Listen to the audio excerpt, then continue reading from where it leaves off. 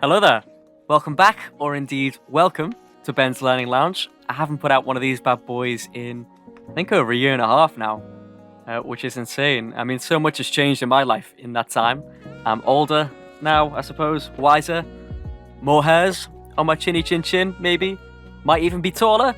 Probably not with that one, actually. But it's great to be back. You'll notice I've got a new song playing in the background, which is a Ben's Learning Lounge original. Some new art, and of course, more importantly, new brilliant guests to have on. Really, it's going to be one hell of a season, so I'm very much looking forward to it. It's great to be back on this project. I should be aiming for one of these weekly. We'll see how that flies. Hopefully that's not too optimistic.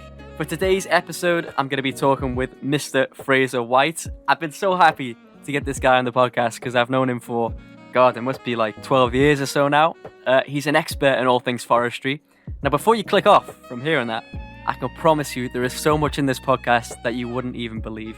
We touched on things like the British rainforests, huge underground fungal networks, the timber industry, the death of the native forest, and even things like how to build a forest, and so much more. It was insane. Fraser himself graduated from university with a first in environmental and forest management. He's worked on a bunch of woodland estates, doing plenty of things like tree planting. He now works as an assistant forest manager in one of the UK's biggest forestry companies, and he co-authored a published journal article and contributed to a couple of international forest science conferences. So he's a force to be reckoned with in the forestry industry.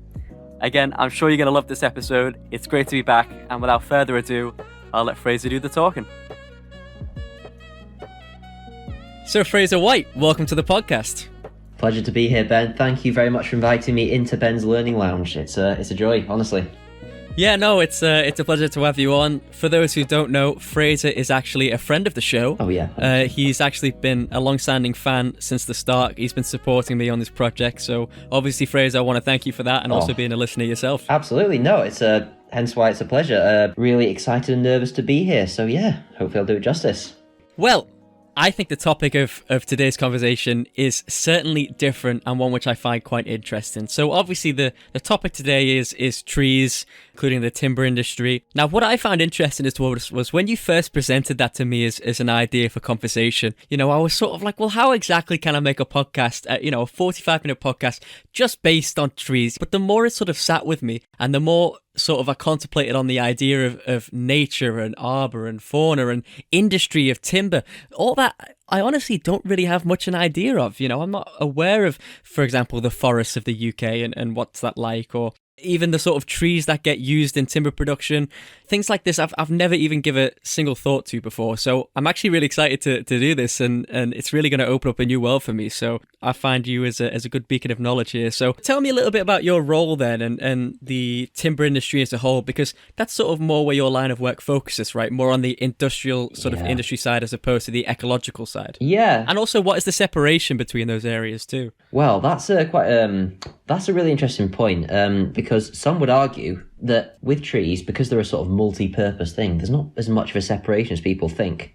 So I work in commercial forestry.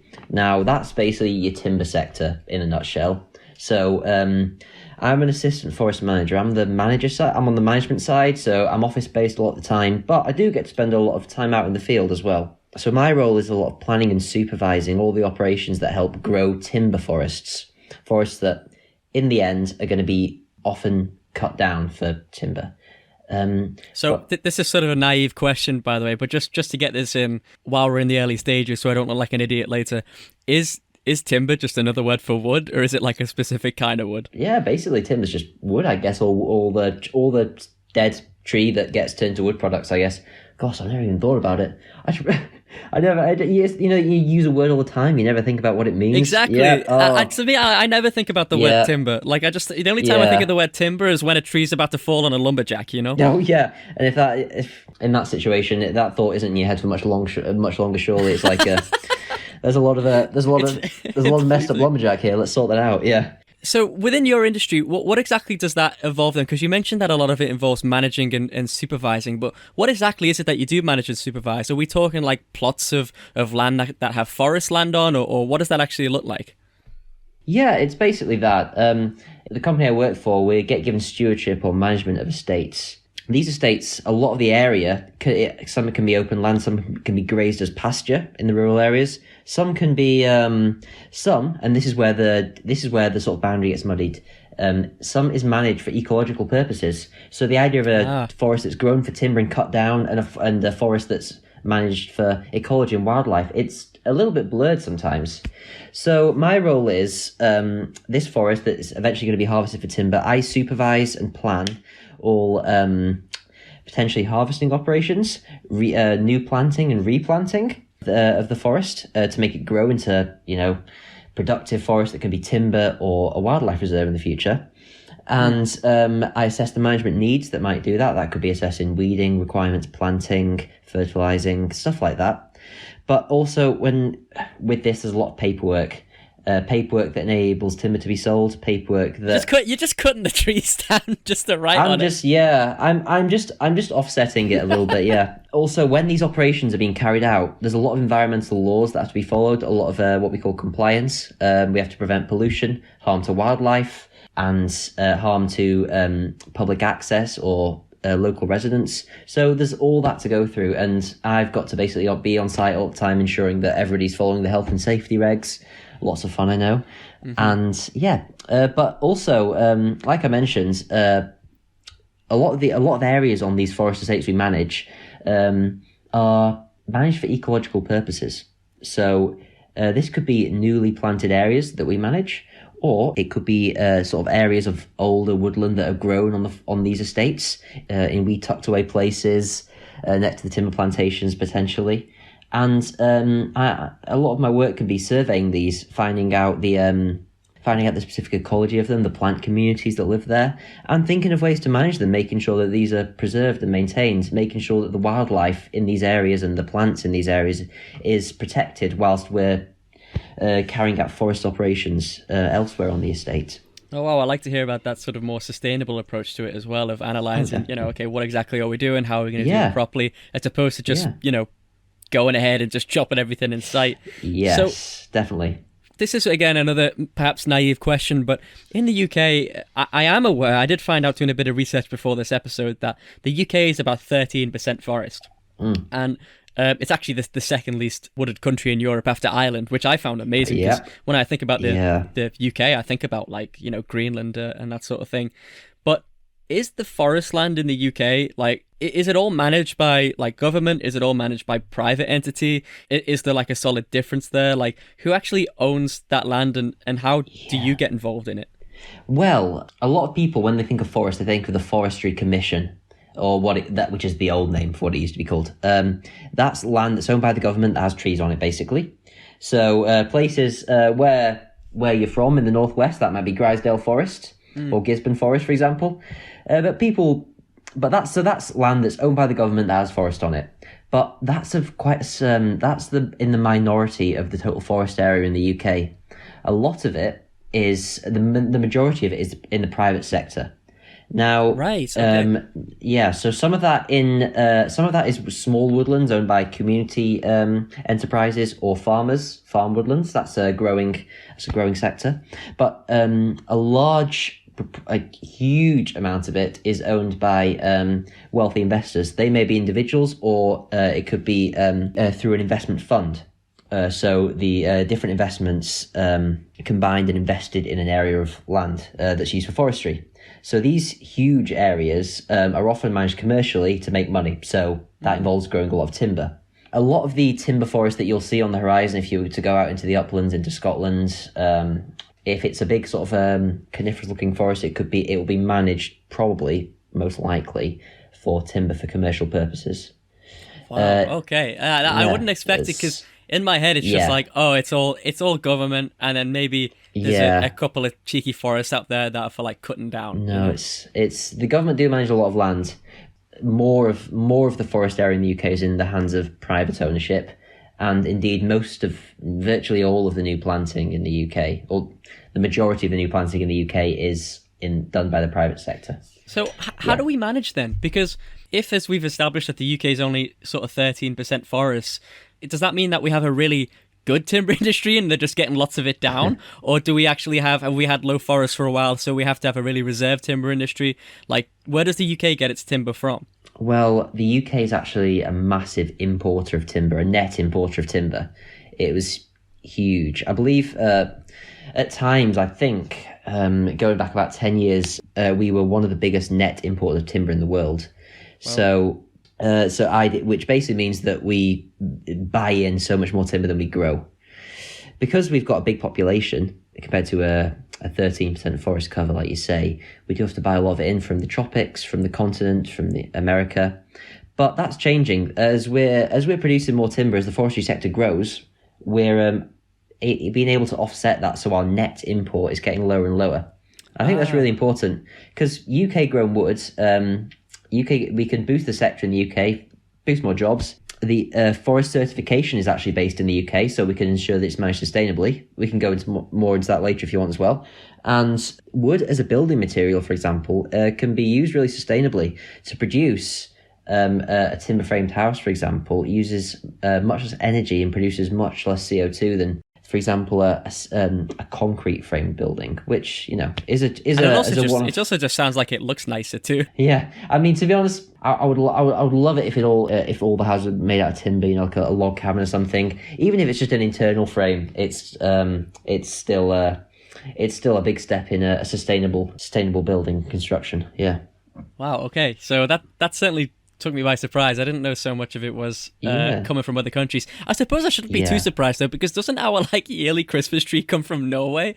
Like, I understand that, but it's kind of funny to me that the UK, a very proud nation, and we're like, hey Norway, do you mind if we could just lend? Like, we don't have a cool big tree. Yeah. No, we don't. I think the Christmas tree is it's some sort of old agreement, some sort of historical, cultural tie that we like to honour. I'm not sure of the specific ins and outs of it. Then I believe it's a Norway spruce tree, the one in Trafalgar Square, the big flagship Christmas tree. But most of our Christmas trees in the UK are we do grow a lot over here, and so if the ones you see at your local garden centre or your local farmer's market will probably be grown in the UK. We used to work together and we sold some Christmas trees. Yeah. We sold some Christmas trees. We threw them through that really fun net that we thing. both wanted to jump in, but we were in trouble. We didn't want to get in trouble with the manager. Oh no, yeah, and plus I'm a bit clumsy. I would never find my way out of that at all. But yeah, there's the species we grow as Christmas trees, Nordman fir a lot of the time, which originate from Eastern Europe in the I think in the mountains of Georgia, and the Fraser fir. Ironically, yeah. Do you want to explain the truth behind that? Because I'm starting to think that, perhaps you have more in the timber. Perhaps you could be some kind of lobbyist here. Yeah. You've actually got a huge stake in the industry. I could be. Honestly, I wish I was. It's just sweet irony, to be honest, at this point. Yeah. One of the big Christmas trees is the Fraser fir. It's it predates me, I'm afraid, Ben. That's its Latin name is Abies fraseriae as well. There you go. So well, it's there you go. That originates from the Appalachian Mountains in America, but they're two of the common species that we sell as Christmas trees in the UK. So in the UK, here's another question, I suppose: is much of our native trees native to the UK, or are they been purposefully imported from other countries, like ones that you just see natively in the normal lands? Yeah. Well, that's a really good point. The UK has quite a very small range of native species. Oh. Even trees that we see all the time, trees that we see all the time, like a sycamore tree or a Norway spruce tree, they're not native to the UK. Native tree species is quite a controversial subject, right? So when we say native, we basically mean species that came here after the last ice age, and naturally. Anything that's after that is considered imported. So yeah. So we only have 3 native conifer species, and so most of the big conifer forests, especially the ones that manage for timber, is mostly a species called Sitka Spruce. Now, Sitka Spruce is 51% of the UK conifer area. 51? So it just dominates. Just over half. It dominates, and so that of the UK forest cover, if you think of all the woodlands, 25% of it is Sitka spruce, this one species. Wow. It's not. It's not native. It's from originally the Pacific West Coast of America. It was brought over here, not sure when, I think 19th century. And since over the 20th century, it's become the dominant species that's planted for timber. There's a couple of reasons for this. It's it can in the uplands, specifically where I live in Scotland, we have a big problem with deer eating the young trees as they're growing. But Sitka spruce is a bit spiky, a bit unpalatable, so it resists all this, and so it can be quite hardy. It also performs well in quite poor upland soils, and it grows quite quickly, so you can get a good timber tree in about, sort of 45 years if you grow it right. Oh, if I'm aware about my limited knowledge of trees, that's pretty fast. It's fast. It's at 45 years sounds like ages, but considering that oak trees are often harvested after like 150 years if they're being managed for timber, or 100 years, then it is really fast. Forestry is long-term business. And so basically, if you're in the mountains, if you're in the lakes, the Pennines, or Scotland, even places like East Lancs close to home, if you see like a big sort of conifer forest on the hillside, you might think, oh, that's pine or something like that, but it's Sitka spruce. I can pretty much guarantee it. It's very, very commonly planted. Okay. Well, you see, I was just going to say that my knowledge of these different trees, I'm going to be honest with you, Fraser, they come from Minecraft, so I'm not. I'm not. I can identify a birch. Are they whiter? Is the Minecraft true? Yeah, it's silver birch, which is a native species to the UK. Has a sort of whitey stem to it. Yeah, there you go. Who said you can't learn anything from video games? Oh my gosh, yeah. I've learnt more through video games than I did through school and college. 100%. I mean, that's where I spent most of my time, of course. Yeah. They don't have a good logging simulator yet, I don't think. Oh no. Hey, well, gap in the market. Any tech savvy Ben's Learning Lounge listeners, you could maybe outsource it to them. It's a 1 in a million opportunity. Yeah, logging coin. So yeah. So another sort of interesting point that I was interested in when I was doing a bit of research is there were some claims online that the UK actually has rainforests. Now, that to me sounds insane. The idea that the UK can have sort of rainforests, or I think rainforests, I don't know, they're like bits of sort of land that almost is self-contained and I'm assuming reasonably moist and things. They kind of like their own little climates. Yeah, kind of. But is that true? So we do have what are called rainforests in the UK. So temperate rainforests, we think of tropical rainforests when we think of rainforests, but temperate rainforests are a thing. So that could be the Atlantic National Park in the USA, in Washington State, or it can be our Atlantic oak woods in the UK. They sort of grow up along the west coast. You can get some in the Lake District, but they're very prolific around where I live. I live in Argyll and Bute in Scotland. I'm not an ecologist, so my definition might be a bit fuzzy, but it's a native woodland in the UK that's climate is a native natural woodland that's climate is defined by high levels of rainfall and the sort of maritime climate. But yeah, it threw me a bit when I first heard about this. I was at university and got an email from a professor saying, "Okay, on Thursday we're visiting a rainforest." I was like, "Okay, bring my passport then," But yeah, that's not. You wouldn't expect that to be near Morecambe or anything, would you? No, but there it is. And there's these are natural forests generally. Although we have very little ancient, truly natural forest in the UK, forest that has gone untouched by human hands forever. Most of our forest has been managed in some way, or planted, or cut down at some point and has regrown over the last millennium. But these rainforests or native forests are generally as natural as you could get them. Basically, they're sometimes called old growth forests. Some of them. And the trees have basically become their own self-sustaining ecosystem over time. They've regrown and become their own ecosystem. The majority of forests in the UK have been sort of cut down or replanted, or have been sort of planted in the last 500 years. So one wouldn't really consider them natural woodlands. Well, actually, I noticed this because when I was looking at pictures of some of these old rainforests that you mentioned, I was surprised, because I thought I suppose I just had a different idea of what an old woodland looked like, but they really do remind me, these pictures of genuine rainforests in the UK. They remind me of like things you'd expect from like a fairy tale book. The way they look so enchanting, like these these big trees, this moss that just covers the entire ground. There's definitely something a little bit more special about them. Definitely. I'm also wondering, because you mentioned that these ones are sort of self-sufficient or self-containing or whatever the word you use were, so they can manage themselves, but you often have to take a managerial role in a lot of the other types of forests that you work with. What is it that needs managing there? Like what would happen to these forests if you let them just do what they do, let them grow, and then just chop them down? This is an important part of the podcast because I've got to basically justify my pay grade here, So managers are listening. Yeah, so my role is what my company calls management services. This is planting either new forests or replanting them. So if a forest is cut down, it needs to be replanted, basically. This is a very difficult process. In fact, I should say it's illegal to cut down a forest in the UK without replanting it. So most of my work is restocking. Wow, what? Yeah, if you have to apply for a felling license to cut any trees down in the UK to the government, and otherwise it's illegal. But when you present your felling license application, you have to present your plan to restock the area. And so most of my work is doing this because there's a lot of standing forest over here, so that needs to be cut down, needs to be replanted.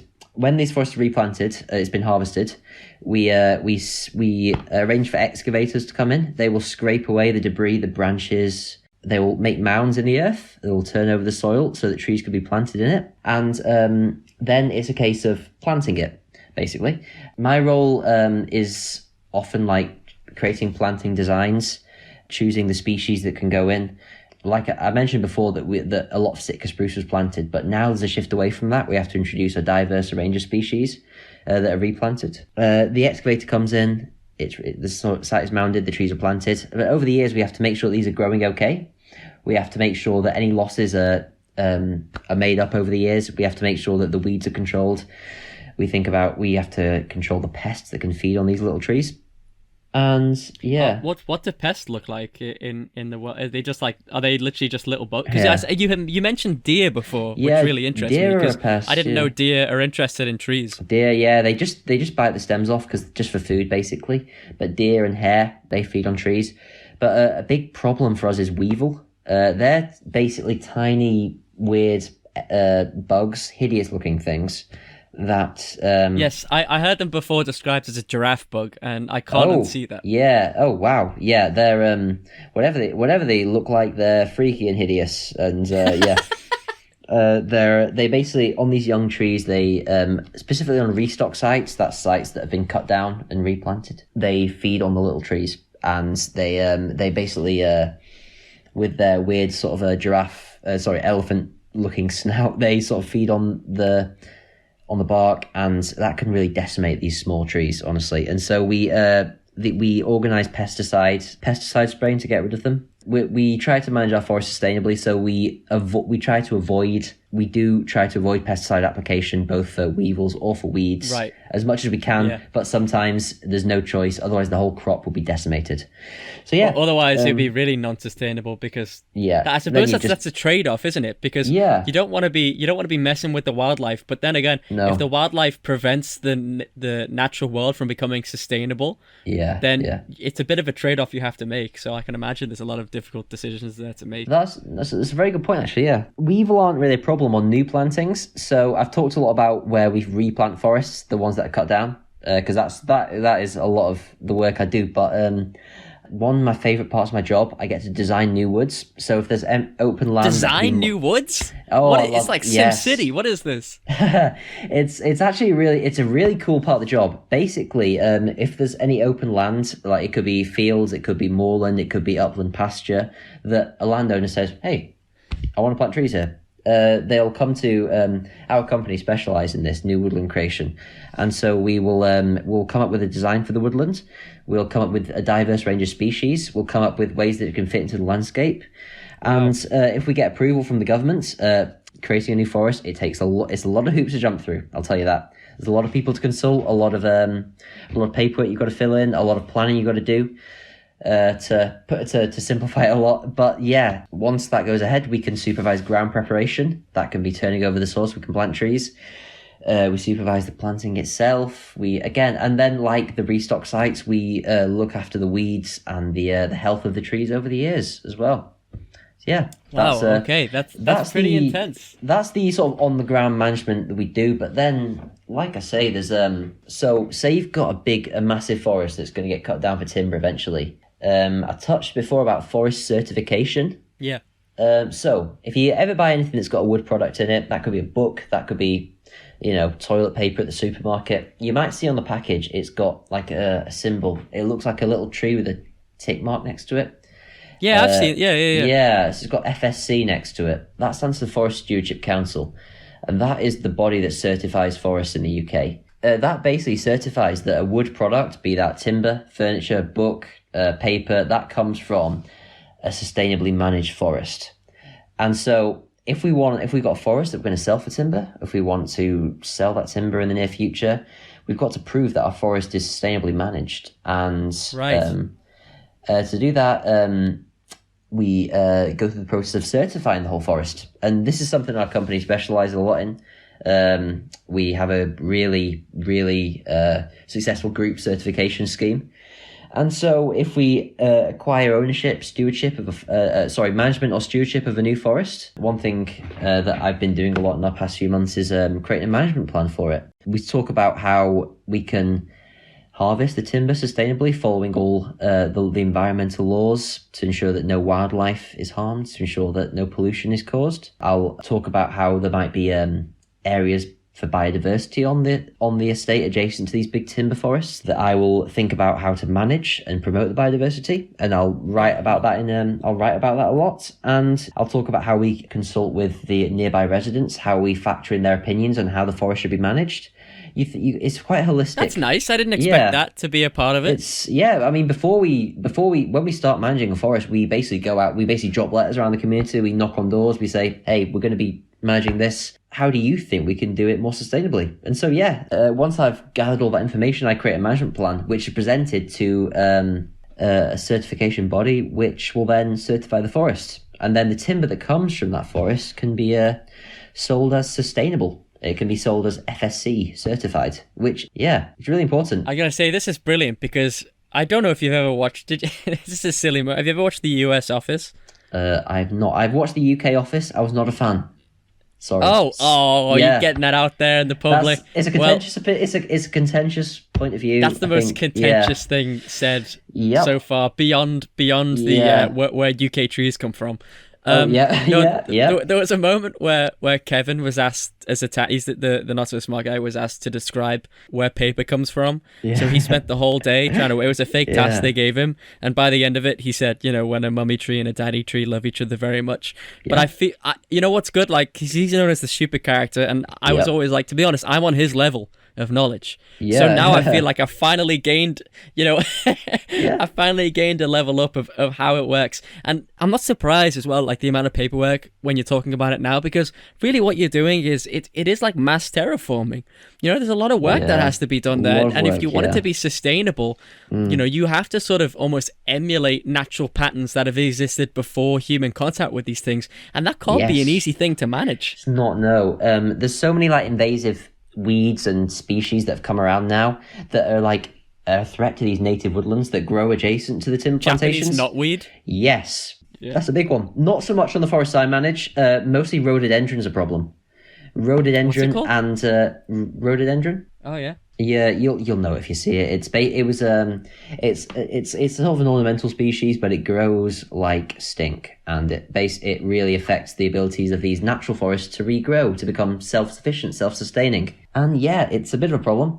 But so there's all these new threats that we have to actively sort of manage and sort of get ahead of to promote the biodiversity adjacent to these timber plantations. And also, whilst this forest is being harvested or whilst it's being replanted, like I mentioned before, I'm on site all the time to make sure that the operators, these really skilled guys, are, that again, they're skilled, they know their job, but you've just got to make sure that they're safe. You got to make sure that all the health and safety laws are being followed. You got to make sure all the environmental protection and pollution laws are being followed. And then I've got to write reports on this to basically prove that it's being followed. And all the management reports I've done, all the initial management plans I've done, this becomes a big audit trail, so that when the big certification body like the FSC, when they need to prove that our forest is being certified, they can come in, they can audit it, and they can say, okay, he's done this. He's surveyed the ancient woodland for biodiversity. He's diversified the species he's going to replant the forest with. He's made sure that everybody's following all the health and safety rules and regs when they're on the harvester machines. It's good. And if all those boxes are ticked, then our forest is still certified. It's a sustainable forest. Which I think is important. Yeah, what a huge yet rewarding task. It is. Yeah. One of the questions I have there, though, let's say, Fraser, you and your boys are working away. You're in the forest. You're doing a bit of planning. Yeah. You've got your blueprints and your hard hat out, and you've stood next to Boris Johnson for a promo shot. And you're pointing at pictures of trees, right? Oh yeah. What stops me, little old Ben, from just sort of walking up with with an axe and just going at things? Like, do you guys have, with these privately owned bits of land, is it obvious that they're privately owned? Like, are there like restrictions around it, like that stop people going in, or can I just walk in and just do what I like? I mean, so you can where I live in Scotland, you can technically walk into it basically. There's a thing called a right to roam, which is where you can you can basically access all areas of the countryside. But a lot of our forests, when there's active operations going on, we'll close it off, we'll lock the gates, we'll put up signs, we'll basically say it's hazardous to your health if you come near here. It's you I would really advise you don't come in here. But yeah, and a lot of our forests, although they're in remote locations, some of them are like close to A roads or footpaths or mountain biking tracks or small villages, and so you get people coming in.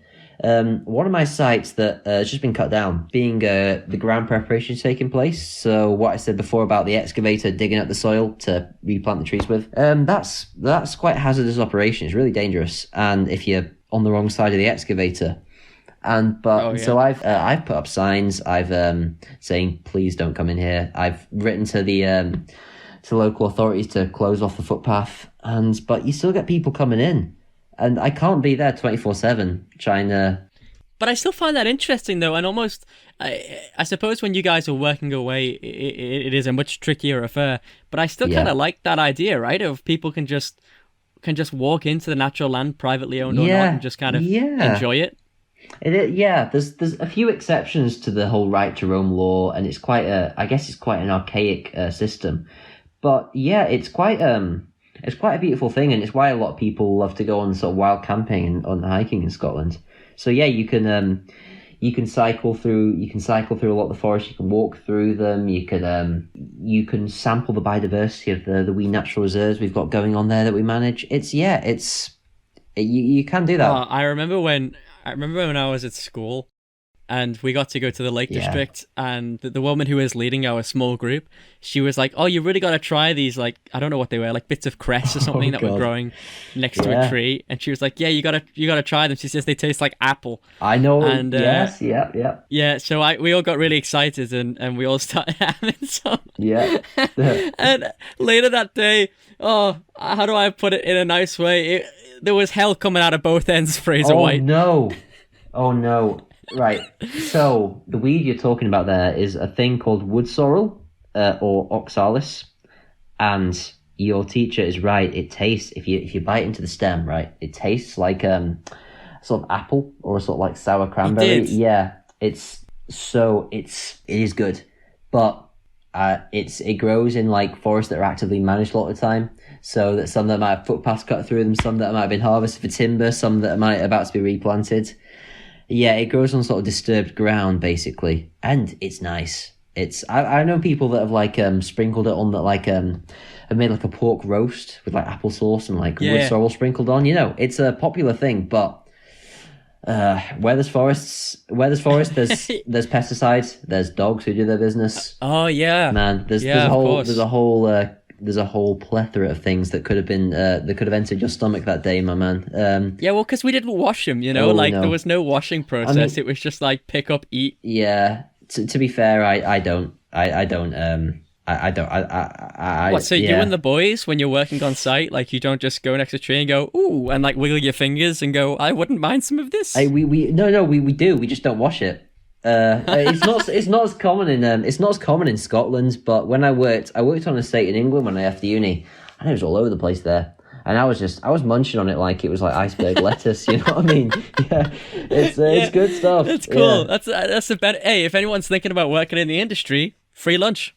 Free lunch. Yep. There's even books out there that tell you the fungi you can eat and stuff. I've not delved into that world. I don't trust myself that much. You know, it's No, I don't trust the fungi. Yeah, you're one bite away from a terrifying trip, surely. I think so as well. Yeah, I can imagine some species look like other species, and you know. Oh yeah, definitely. So another thing I wanted to ask too is when I was doing a bit of research for this episode, I discovered a little bit about sort of the world of the tree network underground. And I know that obviously a lot of your interest lies within timber, but you'd certainly be more appropriate to talk about this than I would be, for example. So I just want to understand a little bit about if that's true, if there is this sort of underground network, and if there is almost an element of what is described to me as trees talking to one another underground. Yeah, that's a really interesting concept. Again, it's not something that really sort of you think about when I'm drafting management plans for forests and stuff. But when I was at university and when I was working in my last job at the estate, it was something that came up a lot. So there's these things called mycorrhizal networks. When trees are planted or naturally regenerate in new grounds, they form novel associations with fungi in the soil. And this is a symbiotic relationship. So the tree gathers photosynthate. It produces, substances that can be used for metabolic reactions that it gains energy from the sun. And the fungi sort of bond to the tree's roots, and they're supplied with this, what we call photosynthate. And in return, they help take up nutrients and water from the soil that help the trees grow. Wow. So it's a mutualistic relationship. And when you get a forest, these mycorrhizal networks, they produce networks between the trees. Then water and nutrients can transfer between trees, which is really it's quite a crazy thing. Insane though, isn't it? Because it's just not what you think. You just think, well, when we taught in like young school, you just see water comes down, tree absorbs, they get light from sun. But the fact that there's this, like, in a lot of cases, this symbiotic network that exists underground between trees and fungus, it's crazy, And people think of the fungus as just the little mushroomy bits, but it's that whole network underground, right? Oh, yeah. The mushroom bits are just what we call the fruiting bodies. That's a tiny part of, like, this massive underground network called the mycelium, I think it's called. But yeah, that's in Minecraft. It's crazy. Is it? It is. There's mycelium in Minecraft, so... I think if there's a take-home from this episode is that it all comes back to Minecraft, whatever, I'm 24, I've never felt 15 like this before. Good old days. No, I think, the mycorrhizal network is great. And there's so much research being done into it recently. Although it's not really something I think about much in my current role, I guess that a species that has trees of a certain species in one location that have a mycorrhizal network between them, they'll have a benefit for growth, they'll be able to dominate really. And so it is interesting. There was one woman I heard who spoke about it, and she said that she was speaking on TEDx, and she said that a mother tree can, through the mycorrhizal network, can identify its children trees and provide them with more nutrients than the other trees around it, even if the other trees are of the same species. Isn't that insane? That's really, really cool. Yeah, that's that's way above like my my intellectual cap, to be honest. But I've definitely seen research into that. Is super interesting. And I know that a lot of the time, like the sort of basic mechanism of it is a sort of sink and source. So when there's a deficit in nutrients, then the trees will transfer nutrients that way where they've got a surplus. But yeah, it's pretty interesting. Also, it's worth mentioning that like trees, like a forest, can be like a big organism in itself. So that like new trees can grow from the same root network. And they can become, so you can have like a bunch of trees that you'll see on the ground, but below but because of the root network below, they'll essentially be one organism. Insane. They have the same DNA fingerprint. And so there's an argument to suggest that the biggest organism on Earth is an aspen forest in Colorado, which basically has all the trees in there have the same sort of genetic fingerprint, and so underground they're the same organism. Wow. So it's like so if they're the same, it's like they're the same tree. Yeah. But it's all underground where that's happening. Yeah, absolutely.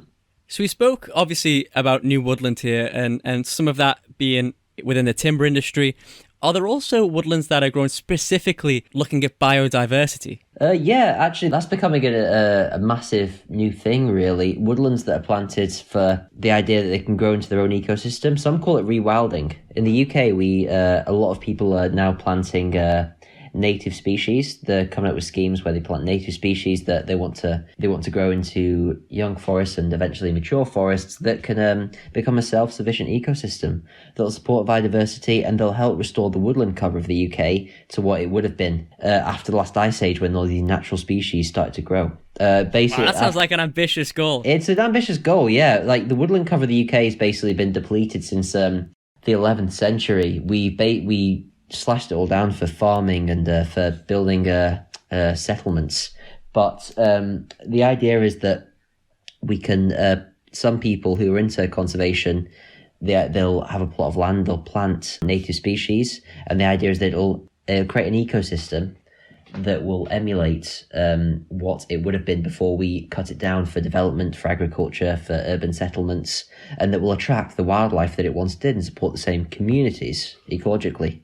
That sounds like a gargantuan task, though, doesn't it? Because we've just spoken about, obviously, a lot of your work is terraforming, but on that scale, I mean, it's incredibly exciting. Yeah. But wow, I certainly don't envy the people who have to work in that industry. No, it's really hard getting a forest off the ground, especially a native one. There's so many, even though these species technically grow in the UK naturally, natively, things like birch, oak, older species like that. They're, I'm telling you, these new woodland creations that my company works on can often be the most challenging when they're planting with native species.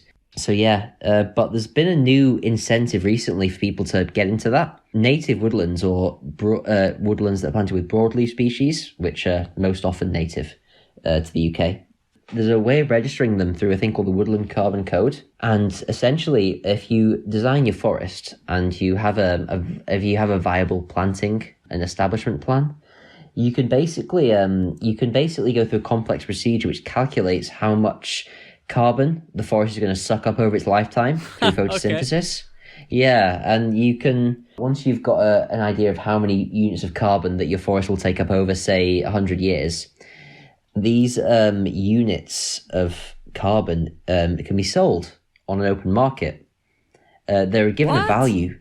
Yeah, they're given people who want to offset their carbon output can buy these carbon units. So say my forest that I plant has 100 of these provisional carbon units. If somebody says, okay, I want to offset all these flights I've been taking around the world, if I, pay for some of these units and support this forest, then I'll be essentially, by proxy, offsetting my carbon.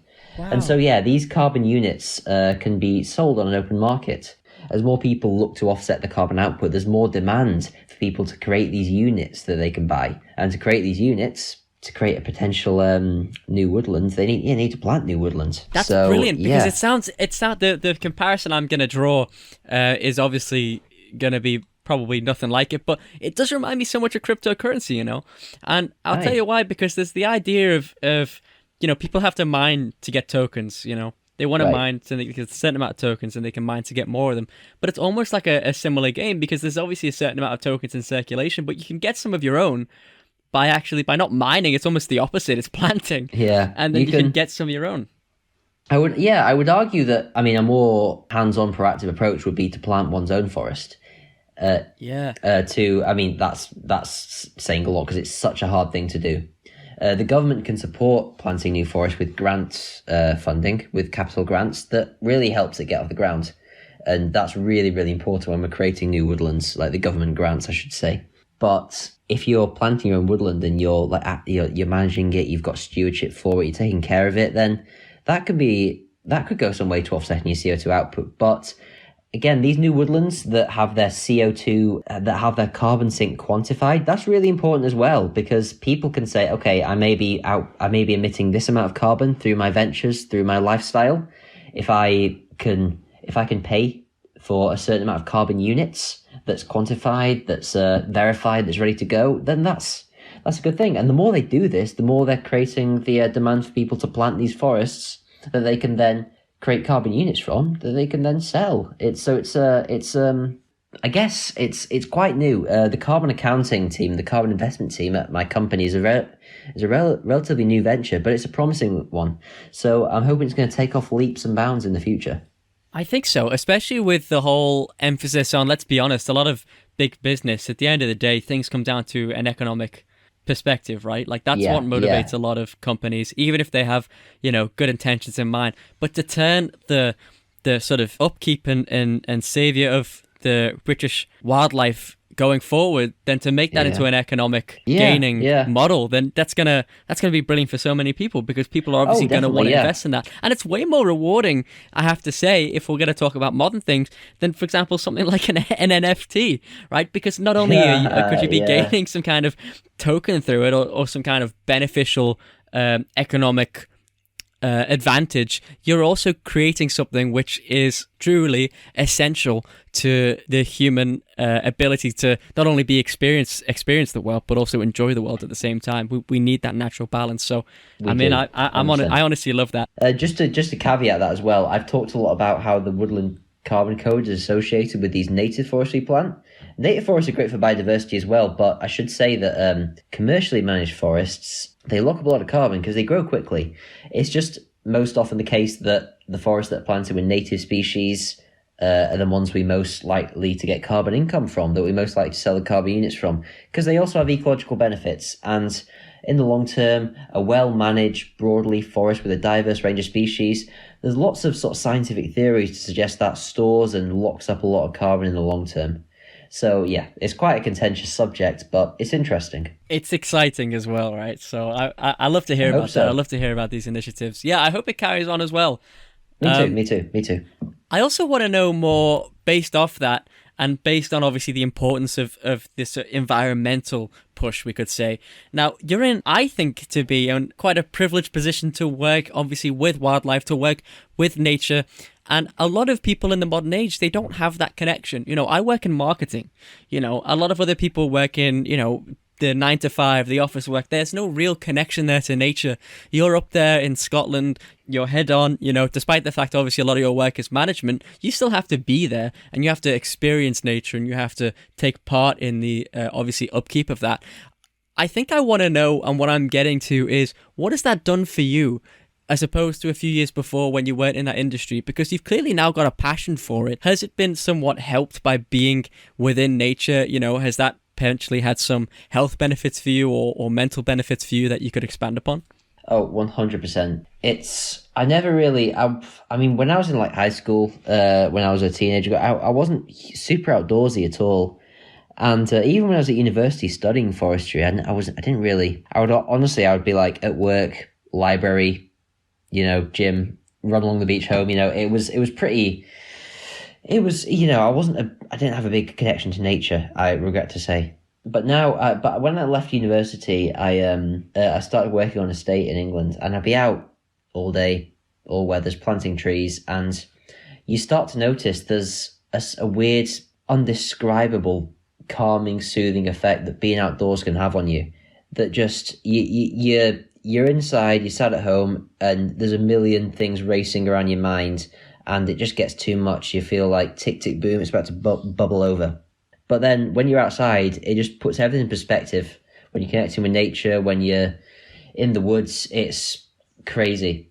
And so even now, my day's split, office, woods, it can be a bit of both. But when I spent a day outside, it's just, and I get home at the end of the day, it's crazily beneficial. I can't explain why. And there's probably been countless studies. There is, isn't there, right? It's like, it's a psychological thing. It's just being part of what it is to be man. You know, we're so used to having that nature around us for millions of years, you know, even 6 million years ago when we weren't even Homo sapiens. You know, it's just been a part of us growing up as a species. So I can imagine just being within it.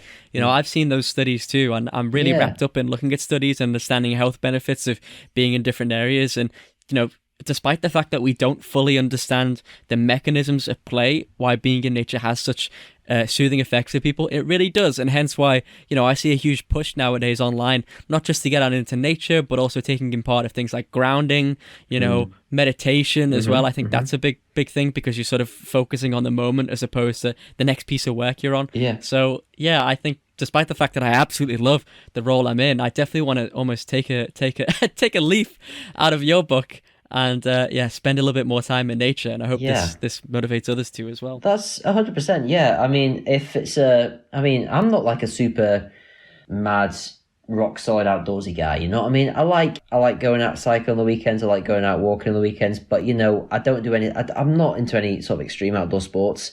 If you want to get outdoors more, just go to your local nature reserve. Even if you're in the most populated place in England, they'll be there.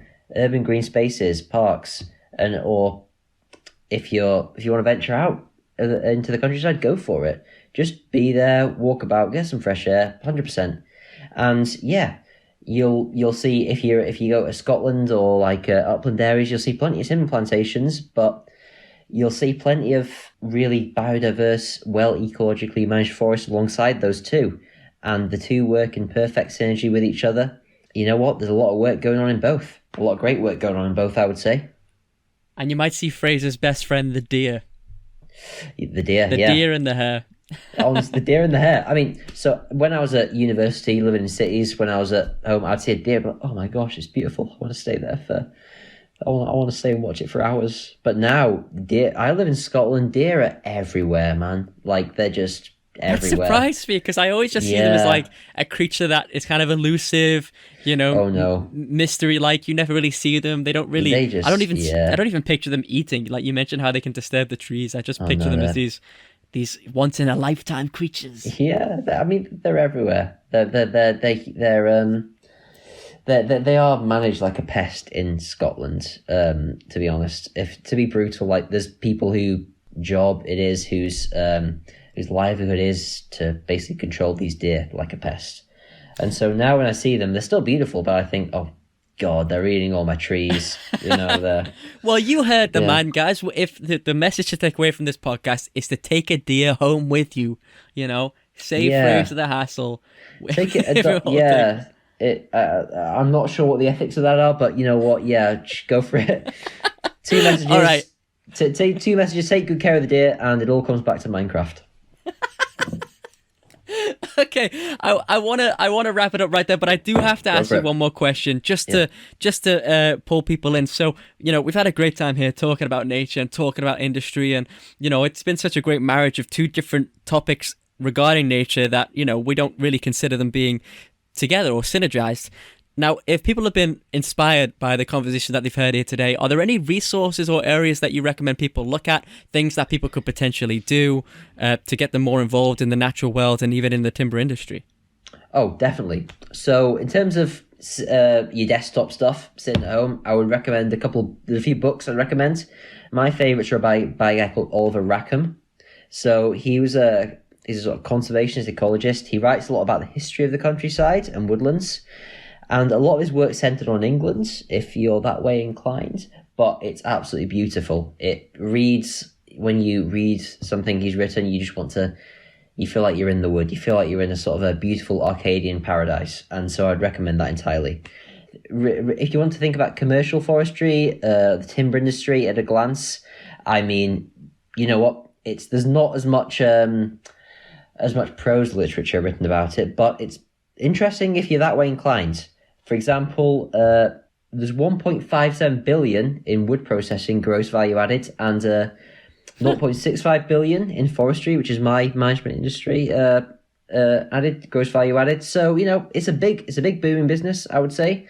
If you're interested in that, Google forest statistics. It's a website, a document published by a government institution, Forest Research, that basically collates statistics about the timber industry, the forests that are planted in the UK. At a glance, if you're interested at all, that's just worth a look at.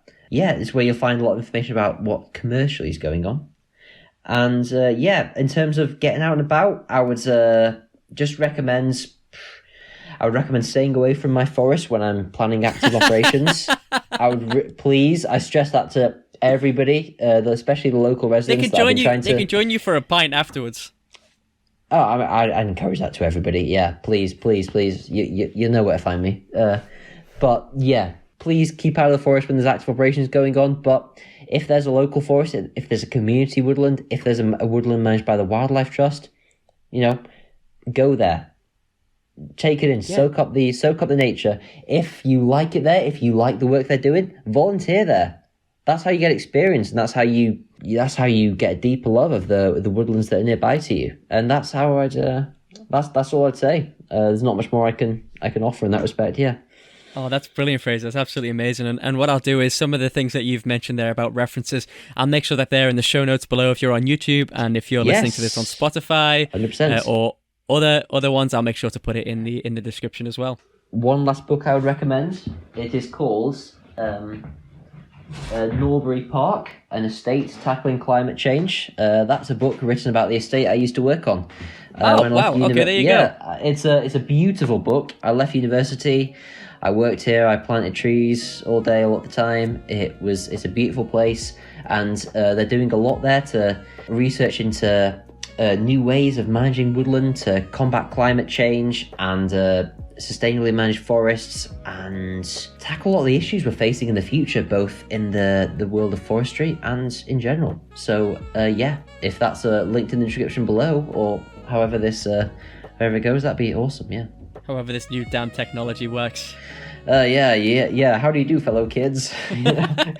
Well, Fraser, it's been incredibly lightening to have you on. I thank you very much. I mean, it's been just as brilliant as I hoped it would be, and I've certainly learnt a lot from it. I'll be making certain posts as well about it that you can see on my Instagram at Ben's Learning Lounge. You'll see some of the biggest takeaways that at least I've took away from this podcast. And if there's anything else that you've learnt as well from this podcast too, make sure that you let me know. Leave it in the comments. Leave it on the YouTube. I'd be interested to hear what you took away, because I've got a brain like a mouse, so I'm sure there are certain amazing things that were said that I missed, or things that you can even add on to. You might have experience in this industry yourself, in this country or another country, and I'd certainly want to hear it. And I'm sure Fraser definitely is always open to learn about things within the industry himself too. 100%. If any hot takes, feel free to DM me. I'll probably be terrified of them and cry for a day, but you know what? It's all beneficial. You know what I mean? Yeah. It's been the pleasure has been all mine, I should say, Ben. Thank you so much for inviting me on here, allowing me to chat about what I do for a good amount of time. I mean, I live in the middle of nowhere, so this is probably the longest conversation I've had in months. Yeah. So this is a. Yeah, I mean, it's a shame because me and Fraser are good mates, so I'm sure it won't be long until we can reunite and have a pint again. I'm sure soon. Yep. Thank you very much, Ben. It's been an absolute pleasure. Oh, thank you, mate. It's been a blast. Take it easy.